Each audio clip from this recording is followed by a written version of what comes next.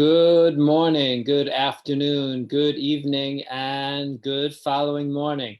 This is AMA number 28 with my special guest today, good friend, the Vice Ambassador or DCM, Deputy Chief of Mission in Bosnia and Herzegovina in Sarajevo, Ellen Germain, who I got to know when she was the Consul General here in Krakow.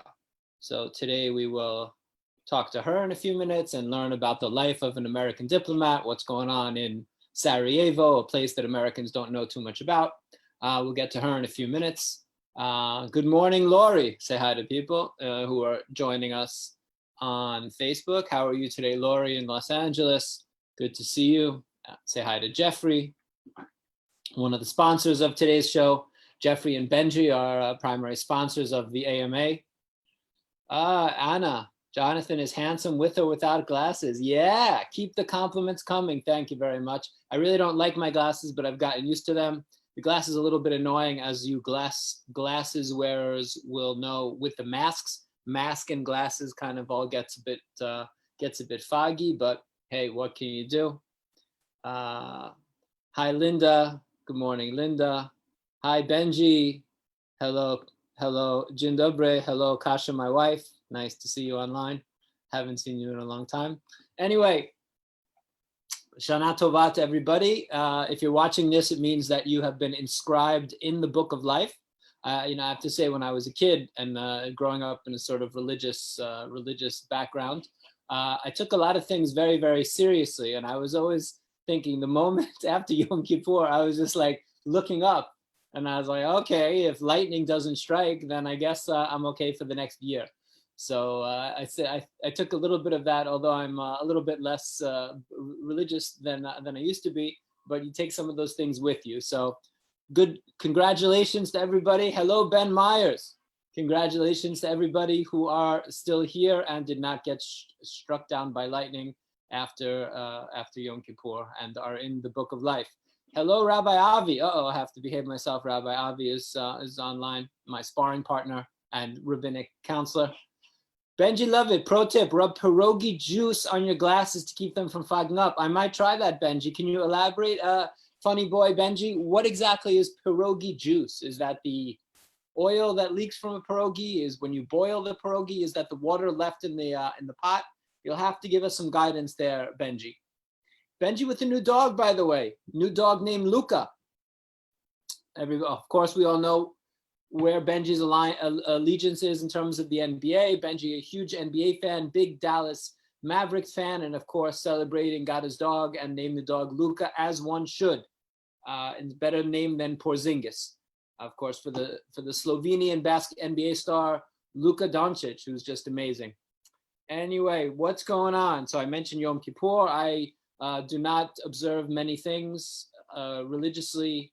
To be honest, I do a lot of things sort of culturally, but in terms of actual religious observance, not too much. But I do always fast on Yom Kippur. Part of it is just the solidarity of the holiday. I think it's a good idea. I like the fasting aspect, as Kasha's always trying to get me to eat. But I will say that, and Rabbi Avi, you're on the line, so you can correct me if I'm wrong. I feel like the idea of the fast on Yom Kippur has the complete opposite effect of what it was intended for. For example, my understanding is that used to be that Jews were all very poor and they didn't have such great food to eat. So they would, but on Shabbat they had a chicken and they had cholent and they had much better food on Shabbat.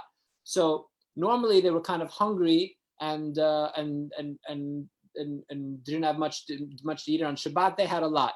So in synagogue, they would be thinking a lot about the food that they would be eating. Oh, it's Shabbat today. I'm so excited. I have my chicken once a week. So the idea of a fast was that it's supposed to take your mind off the food. By fasting, you're not thinking about food.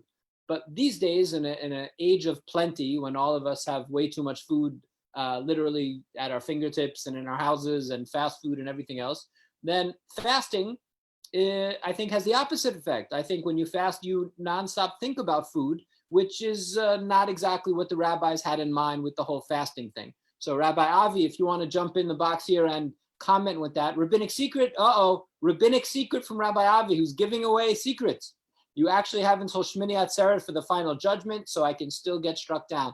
Thank you for that, Avi. Of course, I do not understand, nor have I ever understood, and if any of you do, let me know. I have never understood what Shmini Atzeret is, so therefore, I don't think I can be struck down on Shmini Atzeret, since I just have no understanding whatsoever what it is. Oh, hi, Dad. My dad's watching. Just kidding, Dad. I'm a big fan of Shmini Atzeret, and I will be celebrating Shmini Atzeret wholeheartedly, Dad. So that's Yom Kippur. The weather here is terrible. It's been raining as we get ready for Sukkot. To be honest, it feels like these holidays just don't always translate very well. Sure, let's all go live in a hut and eat in a hut in Israel in the end of September and beginning of October, but it doesn't work very well here in Central Europe, where it is cold and rainy and a little bit nasty. So I always get a little bit depressed in the rain. I'm a sun person, as we all know. So I try to keep my mood up, have lots of vitamins and supplements that Kasha keeps feeding me. Lots of ginger, my ginger drink. I'm mainlining ginger into the veins, trying to keep the mood up. What else is going on? Honey crisps. It's Honey Crisp season. So you might not be that excited by it in places where there are good Honey Crisp available, but I am not so much an Apple fan as a Honey Crisp fan, and I'm obsessed with Honey Crisp. And I don't really eat apples during the year, but once it's Honey Crisp season, I buy kilos and kilos and kilos of Honey Crisps, and I eat them constantly, and I buy them for the office and bring them in, and I more or less force everybody to eat Honey Crisp. So a couple Honey Crisp, the supermarket, the first got them in the regular markets where we shop outside the farmers markets. I've never seen them, but there's one supermarket in Krakow that has their Honey Crisp, and I've been since Monday eating my Honey Crisp. So which is doesn't sound that exciting for you guys, but you know, when there are things that you miss from home and you get them, it's there aren't that many things. So Honey Crisp is something. It's very exciting to see them here in Poland, and of course, Poland being Poland, they're like 25 cents a pound. They are essentially free, so you can just eat all the Honey Crisps you want without thinking, uh-oh, these farmers market stuff in the US can be a little bit expensive. Here it's the opposite. Things, fruits and vegetables, very, very cheap. Oh, hi, Rabbi Creditor. Some sunshine from New York. Thank you, my friend, Rabbi Creditor. Those of you who don't know, every single day at 9 a.m. New York time, Rabbi Creditor, who is the rabbi at UJA in New York Federation, is online for 15 minutes or so and just does a morning little kind of pick-me-up and says hi to everybody and plays some music sometimes. And it's a wonderful, wonderful way. Almost every day, I really try, but I'm more or less usually in front of my desk at 3 p.m. my time, 9 a.m. New York time, and I always listen to Rabbi Creditor. He has just a wonderful, just such a sunny demeanor, and he plays beautifully, and it's a nice way to start the day for you guys. If you check it out from 9 a.m. New York time with Rabbi Creditor on his Facebook, or certainly on the UJA Facebook is where I see it every day. So moving from the mellifluous sounds of Rabbi Creditor to some somewhat less mellifluous sounds, I'm guessing most of you saw the presidential debate the other night. Wow, what is there to say? It's like, I think all the time with Trump about Dayenu, it's always like, oh, this would have been enough, that would have been enough. And I always come back to the idea that when he mocked the disabled New York Times reporter, that absolutely should have disqualified him from any type of public office. But there have been literally hundreds of moments since then. I think that the repulsive debate performance is just baffling to me. How anybody reasonable person could have watched that and thought this person should be the president of the United States, unless you're a complete nihilist and you're rooting for the world to just blow up and you're trying to hasten the end of days. If that's not where you are, then it's hard for me to understand how you can watch that and see this person who's not even dog whistling, who's actively reaching out to white supremacist groups and telling them to get ready, and already calling into question the results of an election that is just barely underway. Somebody who's willingly undermining American democracy. Somebody who obviously hates America so much that he's willing to burn it down just to keep his ego intact. This to me is something shocking that anybody at this point, supporting Donald Trump. Irrelevant to me what you want to say about the the American embassy in Jerusalem. This is not the case. This is absolutely not the case that you can look at that and ignore the rest of it. This is somebody who is absolutely a malignant narcissist who is trying to really burn down the United States. And I don't see how that's good for anybody, whoever you are. If you're paying a little bit less taxes because Trump's trying to give away the farm, I don't think that that's going to help you when the country is aflame. So just continually shocked by that. My personal opinion, I think they should cancel the debates. The idea is that they're supposed to help Americans make a decision and help strengthen American democracy by giving them a choice. And it's giving a dangerous person a platform to call into question the veracity of the vote, which is just a terrible, lasting thing that you can do. And I am beyond shocked once again by this. But I have to get it all out of my system before I bring on our guest, because our guest is, of course, a deputy chief of mission in the US Embassy, an American diplomat, and I don't want to make things too complicated for her by getting her by having a very, very political talk while she is my guest. So don't worry about that. Honey Sebastian, as a Pole who grew up eating dozens of apples, I got to say these Honey Crisps are pretty dope. Yeah, Sebastian, they are pretty dope. They are amazing apples. Yeah, it just seems like the other apples are, to me, you eat a Honey Crisp and other apples are mushy and not sweet, and not just that crisp aspect that they have is unbelievable. It's really like it's apples 2.0. It's a better version. So there you go. So enough of my rant. Apples and President Trump.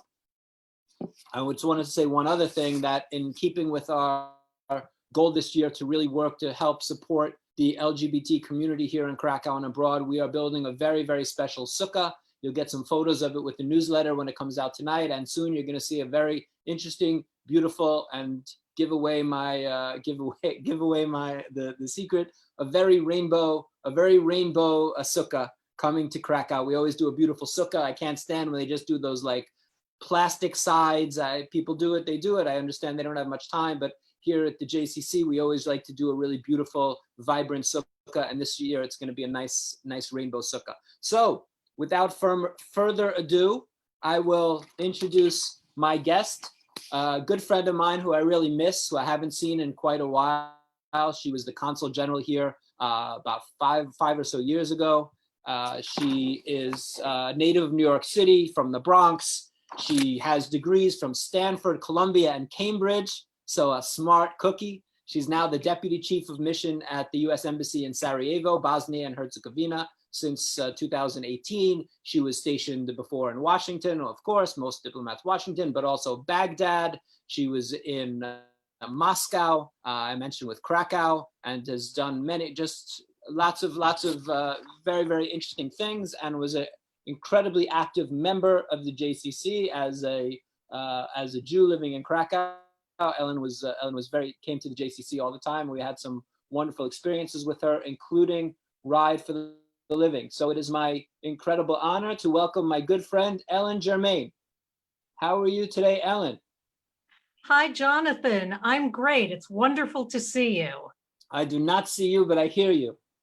Okay. But it's still great to hear you, but it would be even better to hear you and see you if possible. It would indeed. And let me try and figure out why you're not seeing me.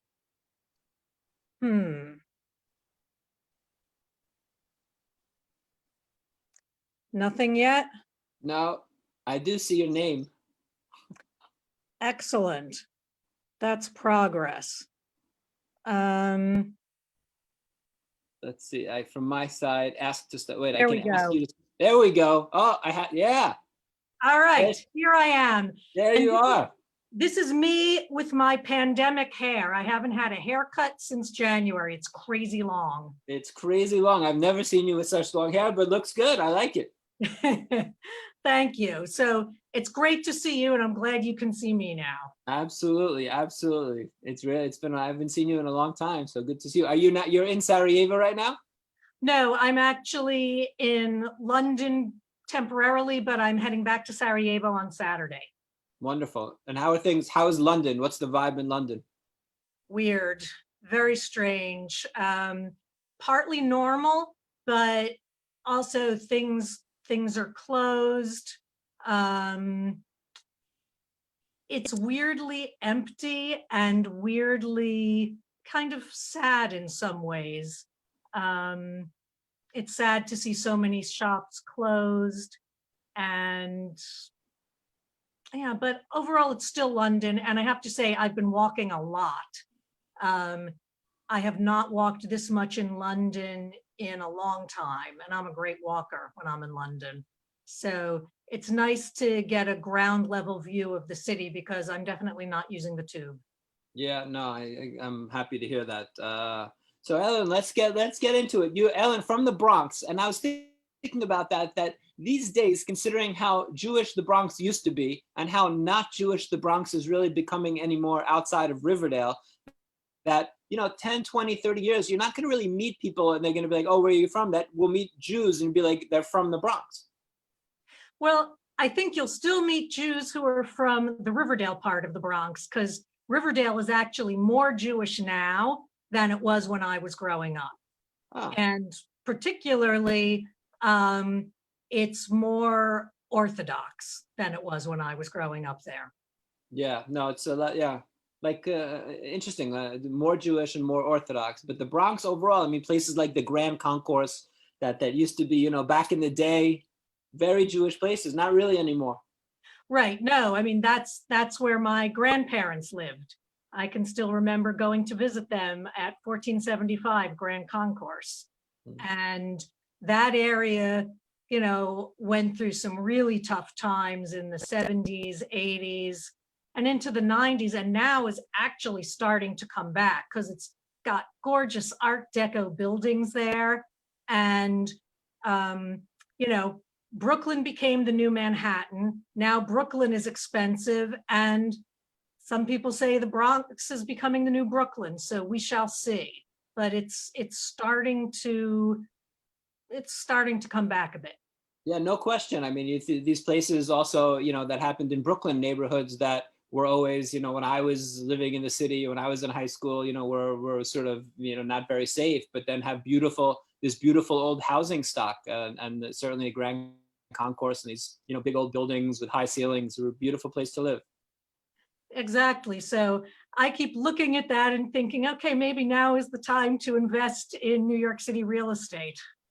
Yeah, absolutely. Well, I think to be honest, and we have some people on who are very involved, and a friend, Vicky Warner, who's the head of our board, does real estate in New York. I absolutely think it is.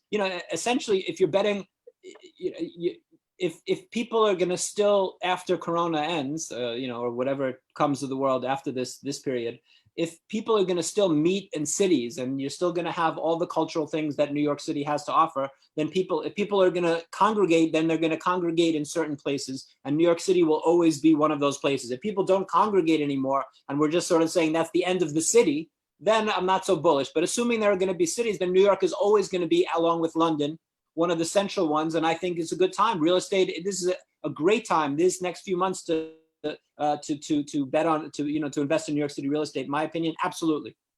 I agree 100%. And I don't believe this is the end of cities or the end of New York City at all. I mean, New York's been through a lot of crises, other pandemics. And as you said, people still want to live in cities and want to live in New York. Hey, it's where I'm going to end up once I retire from the Foreign Service. So I'm trying to establish a NORC. That is a naturally occurring retirement community. And I think you should join it, Jonathan. Trying to get all my friends to live in the same general neighborhood in New York. And that way, when we're all old and can't do anything for ourselves, we can all help each other. I'm in. All right, Upper West Side. Well, now the only question, I'm into the idea of the Nork, and I'm happy to be in your Nork. I just don't know that what do we not think of maybe like a warmer place for our Nork? No, it has to be New York, the New York Nork. The New York What Nork. kind I of get it warmer from an place are you alliterative point of view. I'm with you. All right, it's something to think about. Something to think about. As long as I need, you know, with global warming, I think it'll be all right by the time we get there. Yeah, who knows? You know, it could be a beach city by then. It could be a beach city. Well, it'd probably be underwater, but it's parts of it. We'll be on a floating island off the Upper West Side. So Ellen, I mentioned your very impressive resume, and I want to get into your career and places that you've been and some stories, and of course talk about your time in Krakow. But so as someone who went to degrees from Stanford, Columbia, and Cambridge, but you were well prepared. You were well prepared for those universities, weren't you, by attending the premier high school in New York City? Hunter College High School, no place better. Absolutely. And so the best story is, I don't know what it was, certainly my first month in Krakow, when I made my first visit to the JCC. And you know, remember, I knew nothing about the JCC really, or the director of the JCC. And I walked through the gates, I walked across the courtyard, and there you were, Jonathan. And you greeted me and you said, guess what? We went to the same high school in New York. And my response was just an absolute natural New Yorker response. I said, are we allowed to say this? I said, no shit. We're allowed to say that, yeah. All right. And it was such a pleasant surprise. It was a good start to a great friendship. Absolutely, absolutely. We always are the joyful elite, our little snooty club that we're always probably a little annoying about. It's like they always say, it's like, I think with hunters, like what they say a little bit about, you know, so certain schools, if you went there, people hear about it within the first 5 minutes. I feel like when someone's from New York, I'm like, where are you from? Where'd you go to school? Like, but it's probably a little obnoxious, but. Well, I think all New Yorkers, no matter where they went to school, do that. I mean, New Yorker conversations are, where did you go to school and where do you live? And then the conversation kind of devolves into real estate and schools.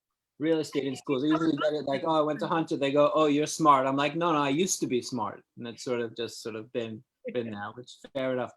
So Ellen, you didn't originally start out in the Foreign Service, Greek computer science, and you were a journalism. Like, what was the original, what was the path after this sort of long, not long, but this sort of distinguished path? You went to these sort of very impressive schools, and then what was the career path that got you to the Foreign Service? Between your final degree and the Foreign Service, what was that path? So I would have to say there was not really a career path to the Foreign Service. Like, it was not something that I thought out or planned out. After I graduated from college, basically I changed careers or went back to school every 2 years. And I was always sort of divided between doing the sciences and following the humanities. So graduated from college, worked for IBM, first as a technical writer, and then I moved into programming for them. And then I went back to grad school at Columbia doing medieval English and French literature.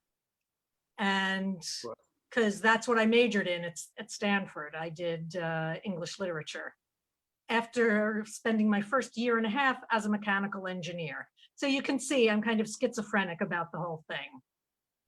And I went back and forth. I went to Columbia, did literature, got my master's, decided that I wasn't sure I wanted to spend 5 or 6 years going that deeply into medieval literature. And so I took a job at the Columbia Computing Center and continued taking classes part-time. And I took English literature classes, but I also took some computer classes. And I started getting into artificial intelligence, specifically natural language processing, which is trying to get computers to understand language. And so I like to try and say that's kind of the connection between literature and computer science that I made. I was studying language and computers. And if I had stuck with it, who knows, I could be one of these, you know, AI millionaires now, because the field has become really hot right now. Maybe Siri would be named Ellen. There you go. And you would all be asking me things like, Ellen, tell me, you know, tell me how to get to Pizza Garden from here. Exactly. So anyway, I was actually working at the Columbia Computing Center when a friend said to me that he had taken the Foreign Service exam. And I said, oh, that's interesting. And that was something I'd kind of been interested in college, but then got diverted into, or distracted into other areas. And so I thought, all right, you know, maybe I should take the exam and see what happens. So took the Foreign Service exam, which is a written exam. And then there's a whole day-long oral examination. It's difficult. The written exam, it's a tough exam, all right? They ask you all, it's like a lot of general knowledge, and you sort of see that you're up to date in what's going on in the world. Right, it is. I like to say the best way to prepare for that exam is to read the New York Times and The Economist cover to cover for a year, because the questions are on history and culture and sports and pop culture. And there's also an English grammar multiple choice section that was actually the hardest English test I've taken, harder than the SATs or the graduate record exam. Or the entrance exam for Hunter in 6th grade. Well, nothing could compare to that, of course. Of course. So anyway, the whole process takes quite a long time to go through. And so in the meantime, I was working at the Columbia Computing Center, decided, all right, computers seem interesting. So I applied to computer science grad school, went to Cambridge for that, decided I didn't want to do that PhD either. So I ended up with 2 masters, one in English, one in computer science. I like to say I like to study things at the master's degree level. That's deep enough for me. And then I came back to the US and worked as a science journalist for a couple of years, doing freelance and also working for one of the medical schools in New York. I worked for Albert Einstein College of Medicine, writing their alumni publication that publishes articles about the research that the doctors and medical researchers are doing at Einstein. It was actually a great job and really interesting. And then you obviously did well enough on the Foreign Service exam to become a diplomat. So your diplomatic career starts, they get you trained up. And where's your first overseas posting? And surprise, surprise, my first overseas posting was Tel Aviv, which was amazing. After 5 years, after 5 months of Hebrew training, in which I deployed my Hebrew school knowledge to help me zoom ahead, kind of, but it was a good basis. So I got 5 months of Hebrew language training, and then I went off to Tel Aviv to issue visas. And now I'm guessing Tel Aviv is, in the diplomatic world, it's a pretty cushy posting. I mean, Tel Aviv's a nice city, and we'll get to that compared to some places that you went later. Absolutely, no. For me, it was fantastic, and I would say it's not as cushy as some other places, particularly because the issues there are complicated, and so it's a very high-profile posting. Yeah, maybe not cushy, but a nice city to live in. Absolutely. And I loved it. I have family in Israel, and it was just a fantastic introduction to the Foreign Service for me, because I did a year of consular work and then a year as staff assistant to the ambassador. And it was also just fantastic to have 2 years to live in Israel. Who was the ambassador? So my first year I was there, it was Martin Indyk. Oh. And the second year it was Ned Walker. And so I was staff assistant to Ned Walker. And are they looking at the fact that you're Jewish when they send you to Tel Aviv, or that's just random? No, they don't know anything about that. They don't know your religion. They don't know anything. The way it works is we get a list of the available positions, and as a first-time as a new foreign service officer, after you finish the orientation, well, actually during the orientation, they give you a list of about 50 open positions, and you have to put, I forget, 5 or 10 of them on what's called a bid list. And you rank them, like, this is the one I want, this is my number 1 choice, this is my number 2 choice, etc. And then for that, for your first 2 postings, they direct you, like you submit that list and the powers that be decide where you should go. And guess what? I put my number 1 choice was Tel Aviv, and my number 2 choice was Warsaw. Krakow was not on the list. Well, you were young and naive then, Ellen. You hadn't been schooled in the ways of Polish cities. Exactly. But then I think it was Tel Aviv. Where'd you go after Tel Aviv?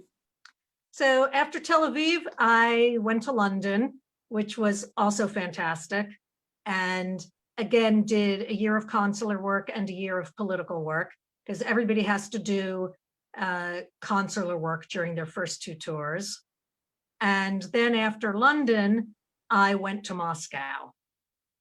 Tel Aviv and London as your first 2 postings.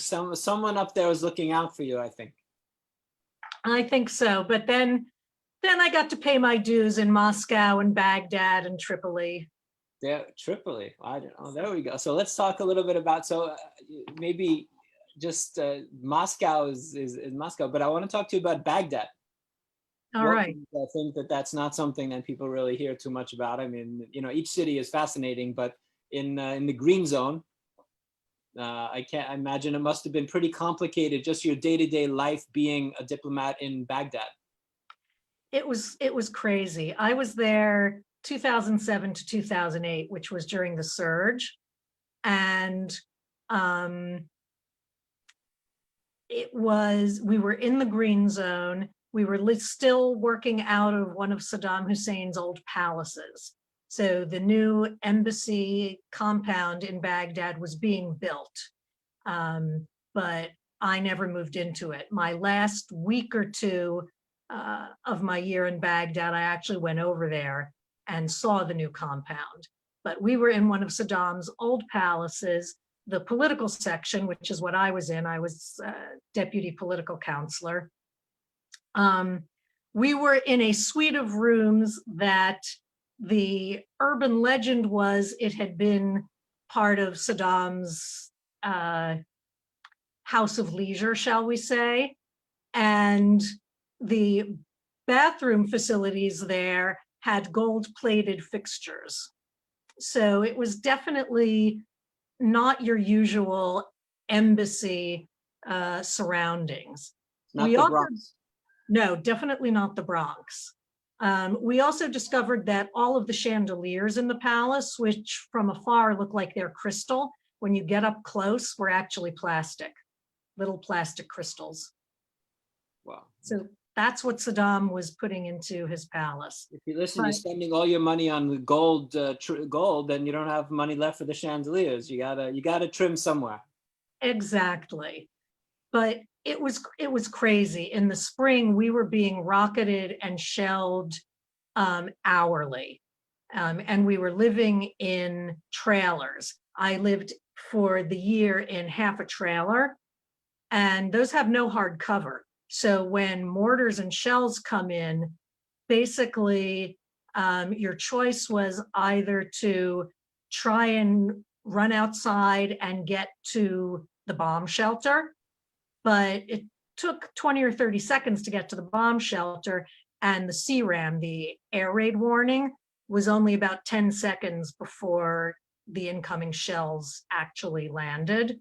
So basically, I would roll out of bed, because mostly it was at night, but for a couple of weeks, we were getting shelled during the day as well. I discovered that my bed, which was my cot, which was about 6 inches off the floor, I discovered that I could actually get fully underneath my bed, which was quite amazing. And our PPE, our personal protective equipment, which in this case did not mean masks and gloves, but rather were actually these metal sheets that you wore in like a flak jacket, and a helmet. I would lay those out next to my bed. And when the CRAM, the air raid warning went off, I would roll out of bed onto the floor, pull the PPE, the metal plated jacket over me, put the helmet over my head, and basically scramble underneath my bed and stay there until the all clear sounded.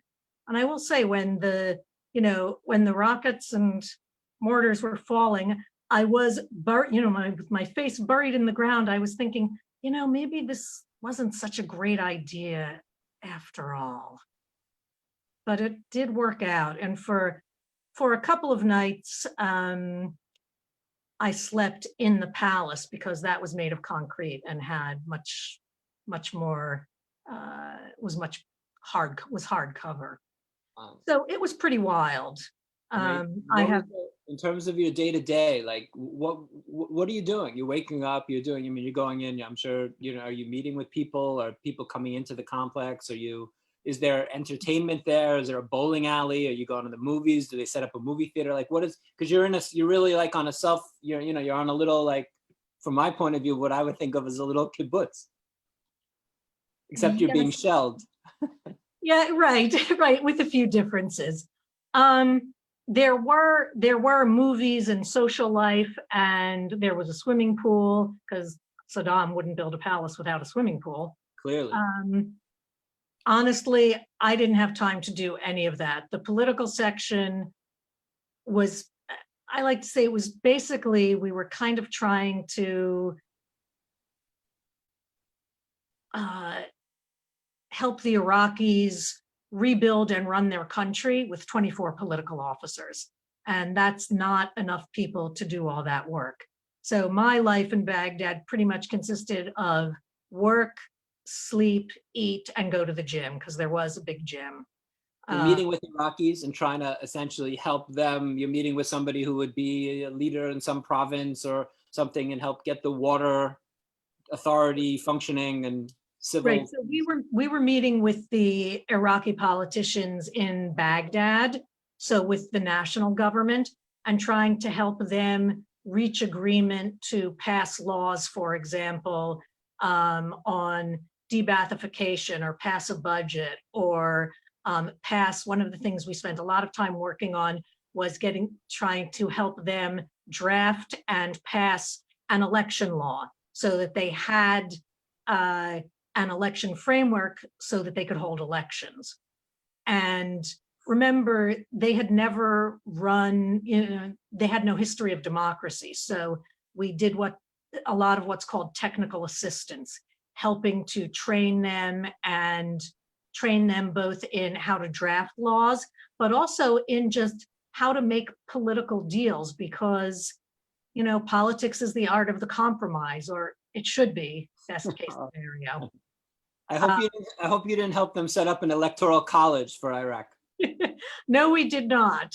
But one of the fascinating things I discovered, there's a whole subset of brilliant people out there who spend their lives their careers going from country to country, helping developing countries draw up their electoral system and decide what kind of parliamentary system and election system is the best. And it's really interesting.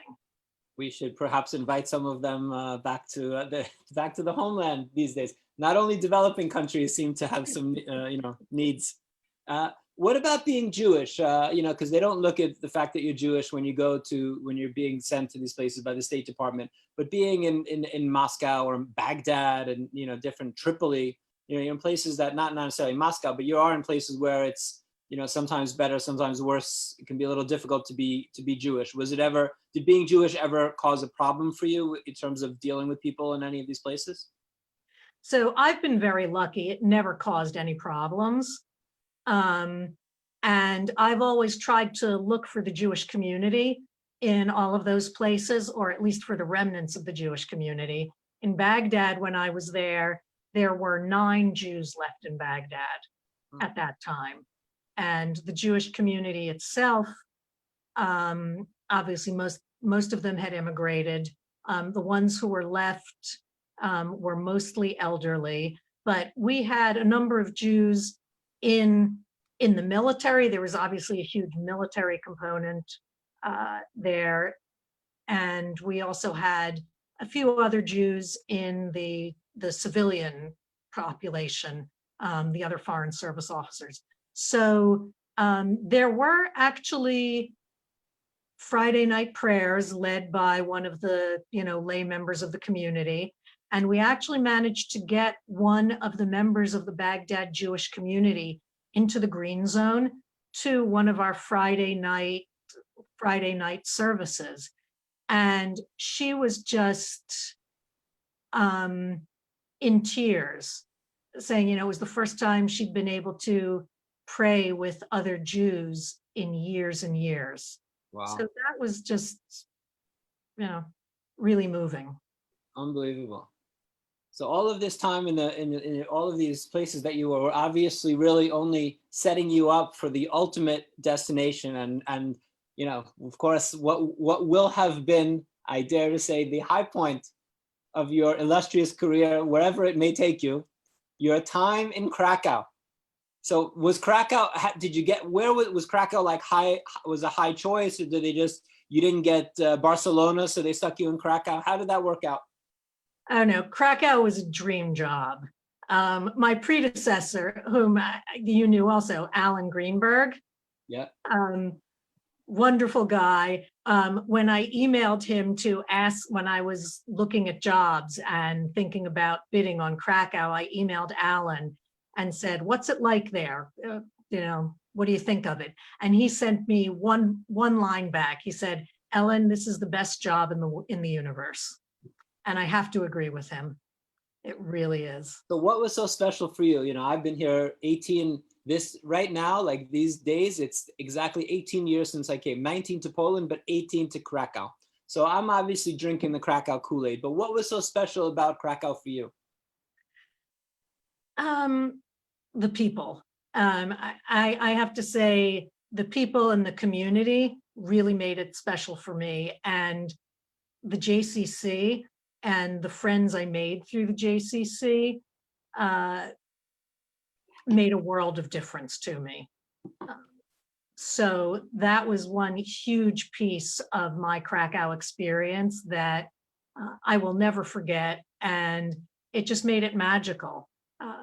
You run a fantastic operation there, and the people that you've brought in, the volunteers, the community members, honestly, for the first time in my life, I felt like a member of a Jewish community.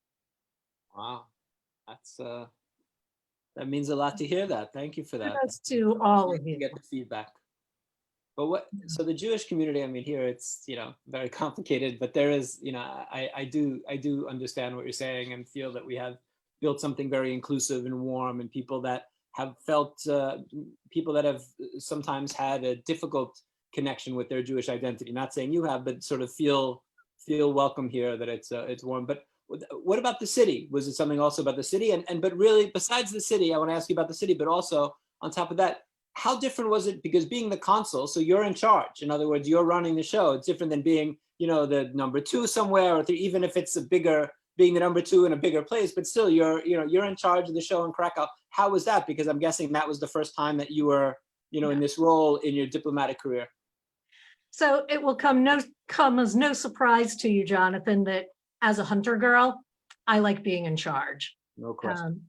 I like running my own shop. So yes, it was the first time that I was running a whole post.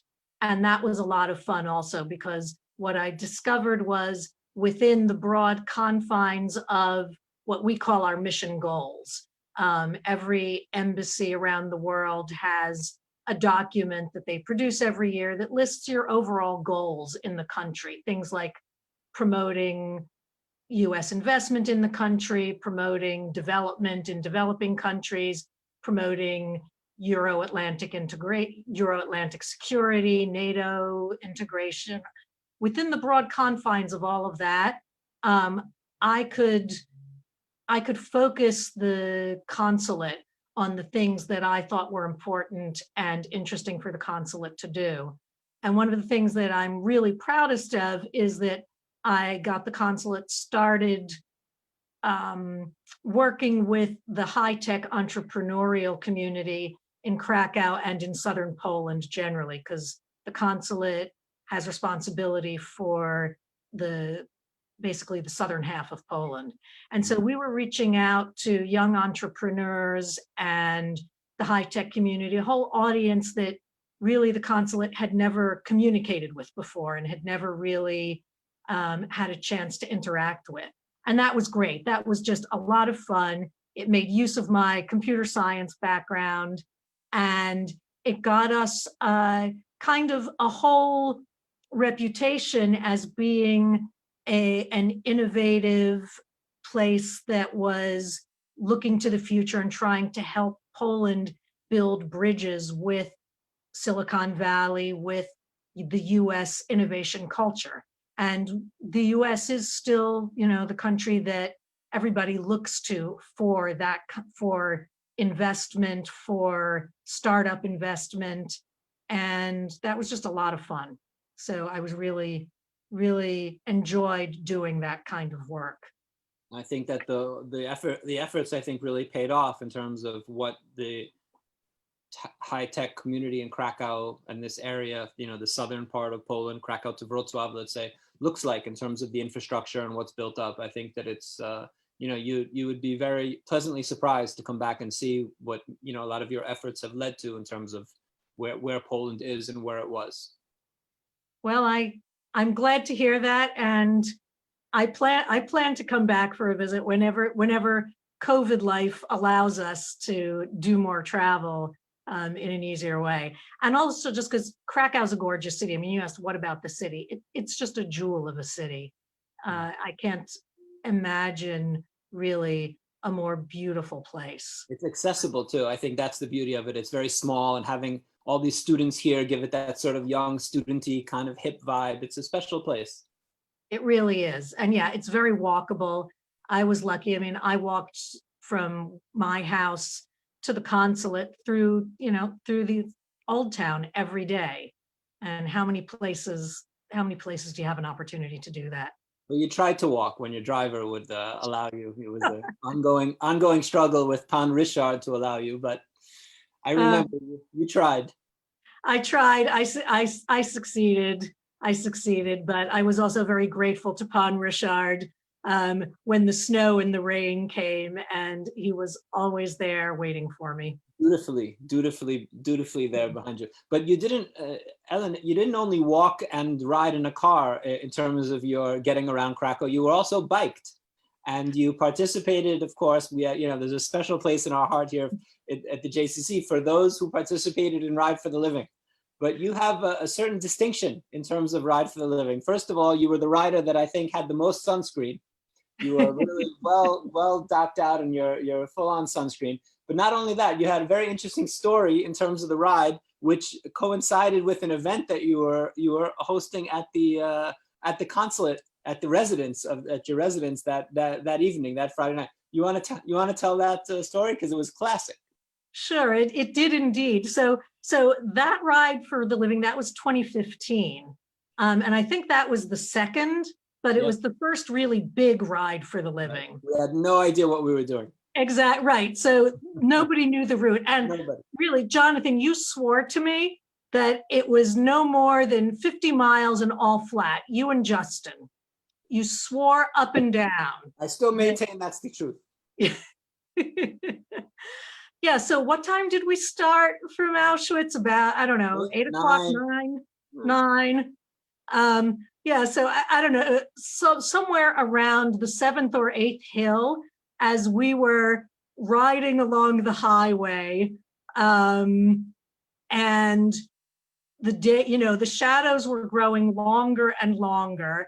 And I had, at 7 o'clock that evening, I was hosting a reception for a bunch of US military cadets from the US military academies who were doing a study tour of Eastern and Central Europe, they were basically studying the Holocaust. So they were coming to Krakow and I was hosting a reception for them.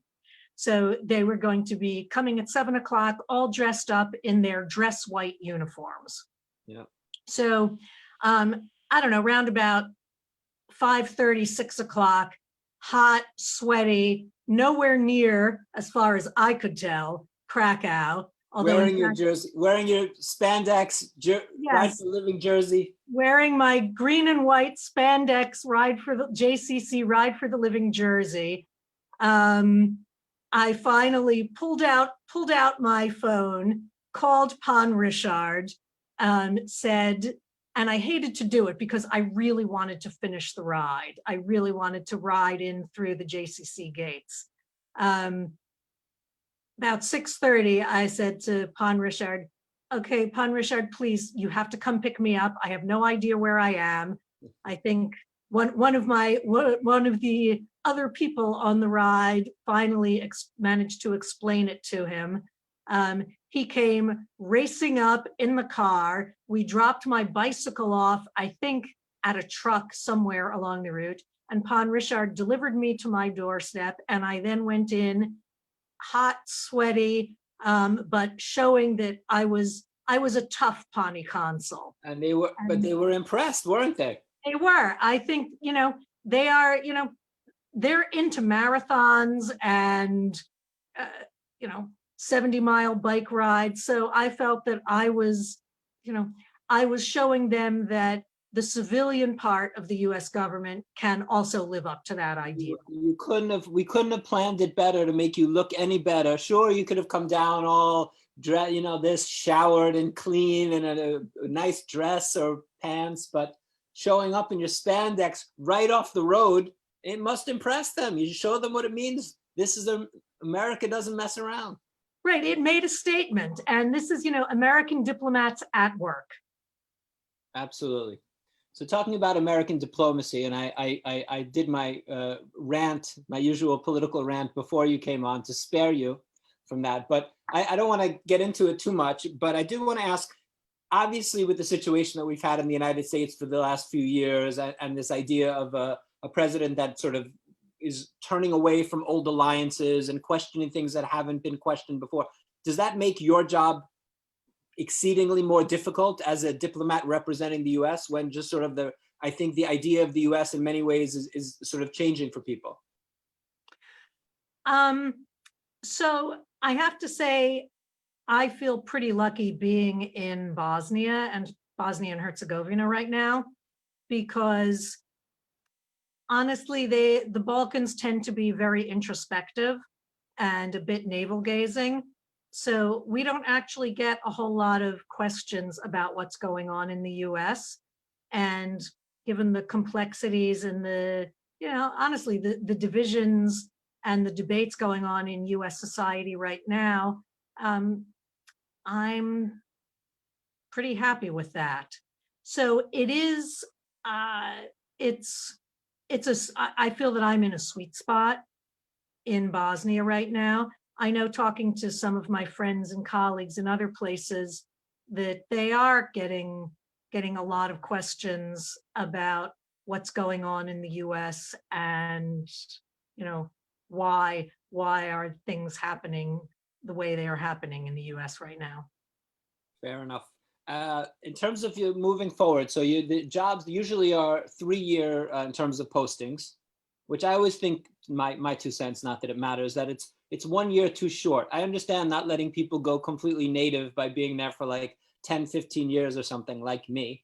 But I do think that just the 3rd year, the first year you don't really know what's going on. 2nd year you start hitting your stride. By the 3rd year you're really doing a good job. And then at the beginning of the 3rd year, you're already planning where you're going.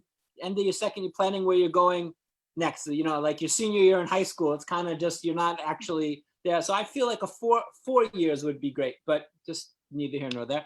Where are you going next? What is your dream posting, and when are you coming back to Poland? Oh, Jonathan. These are excellent questions, none of which I can answer right now. I'm in the Very midst of that diplomatic. right now. Very No, diplomatic. I just don't know. I think I think there's a good possibility I might end up back in DC, which would also be fine. Might be time for me to go back to Washington. Otherwise, unfortunately, there's no chance of my coming back to Krakow. Nobody gets to repeat as Pani consul. But you got to keep you know, Excelsior. You have to keep moving onward and upward. But I think these days, to be honest, DC, I think you might be under a cot with your flak jacket. And these days, DC is a little more like Baghdad than we like too much like Baghdad. it's good to be overseas right now. And like most foreign service officers, I'd rather, we joined the foreign service to go overseas. So I mostly prefer being overseas to being back in DC, but we tend to spend about 60% of our career overseas and 40% in Washington. Yeah. And I don't know. What? I'm struggling with where I'm going to go next right now. So well, I hope it'll be close. I hope it'll be, not that, although you've been pretty close and we haven't done too good a job of seeing each other. So I do hope it will be. Come visit Sarajevo. I know. The door is open. We need to figure that out. How's the pizza in Sarajevo? We haven't talked about this, something else that we share, which is our obsession with pizza and Pizza Garden, a pizza place that I went to, of course, 3 days ago to break the fast, as we always do, as you used to do. How's the pizza in Sarajevo? I'm so envious. I am so envious. We thought of you. I lifted a breadstick in your honor. Thank you. I hope you ate it as well in my honor. Of course. And of course, the classic Ellen pizza, as everyone knows. Ellen has somewhat vanilla taste in certain areas. The Ellen pizza, a plain pizza, margarita with mushrooms. That's the Ellen. Way to go. Are they still serving the Jonathan? The Jonathan is an off-menu item at this point, but you can order it. I have one of the proudest moments of my life, walking into the Pizza Garden and seeing it printed on the menu. The Jonathan. Do you remember what's on the Jonathan? Oh no, the test. Ooh. Why don't you remind us, Jonathan? I will remind you. Sun-dried tomatoes, garlic, and red onion. All right, none of which I would eat. None of which you would eat. Nevertheless, it's a delightful pizza. It is. It works. It works. Yes. It works. Yes. Okay. So the pizza in Sarajevo is not bad. Good. The pizza in Sarajevo is not bad, and I will say the best pizza possibly that I've had in many years was my first meal in a restaurant on an outdoor terrace after we got out of lockdown in Sarajevo back in, I guess, July. I don't know. The months all blur into one another, don't they? But anyway, my first restaurant meal, post-COVID lockdown, was pizza in Sarajevo, and I really enjoyed it. It's good to hear. Krakow, I have to say, we're still loyal to Pizza Garden, but Krakow has upped its game. That now there's no other New York pizza like Pizza Garden, but there's very good Neapolitan pizza these days. There's 5 or 10 places that you can get really very authentic with the real wood burning oven and all the ingredients only from Naples and the 00 flour and the mozzarella di bufala. Krakow's doing all right with the pizza. Okay, I'm coming back to visit, and we will have to try all of them. We will do it. But first stop, Pizza Garden. Stashek misses you. We talked about you the other day. Well, give him my best when you see him again. I will. Now, normally at this point, I ask Latka or Hamantash, and you, of course, ably, somewhat viciously defended the honor of the Hamantash. So I'm going to assume that you're still Team Hamantash. Always and forever. Always and forever. It is the only true Jewish food. It is the ultimate. It's the only. It's true. Well, true for you.